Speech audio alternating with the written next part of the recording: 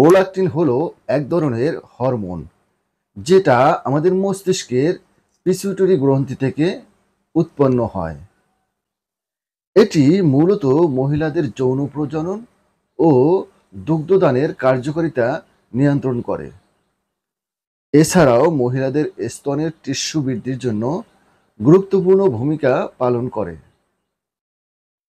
স্বাভাবিকভাবে একজন মহিলার সন্তান জন্মদানের পরে এই প্রোল্যাক্টিন হরমোনের মাত্রা বৃদ্ধি পায়,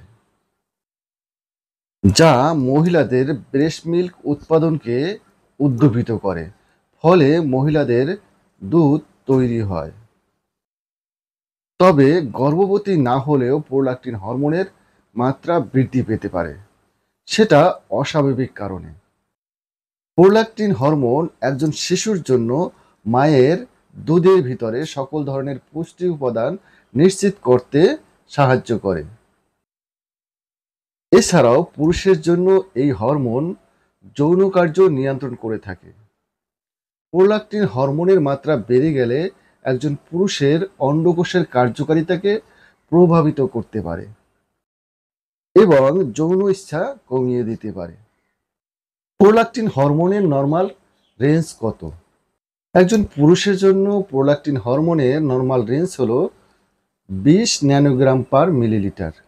গর্ভবতী নয় এমন মহিলার ক্ষেত্রে প্রোল্যাক্টিন হরমোনের নর্মাল রেঞ্জ হলো 25 ন্যানোগ্রাম পার মিলিলিটার। আর গর্ভবতী মহিলাদের জন্য প্রোল্যাক্টিন হরমোনের নর্মাল রেঞ্জ হলো 80 থেকে 400 ন্যানোগ্রাম পার মিলিলিটার।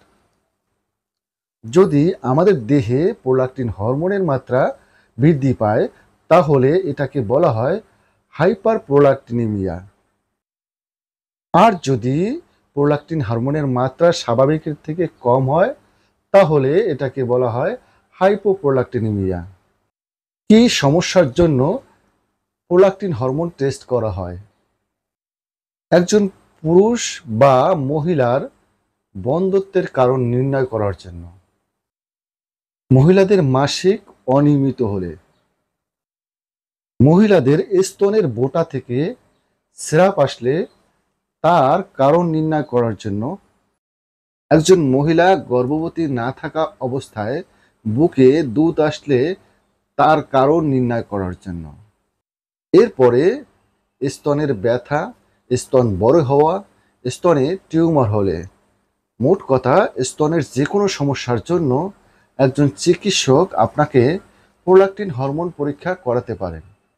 আজকের ভিডিও এই পর্যন্ত। দেখা হবে পরবর্তী কোনো ভিডিওতে। সে পর্যন্ত সবাই সুস্থ থাকবেন, ভালো থাকবেন।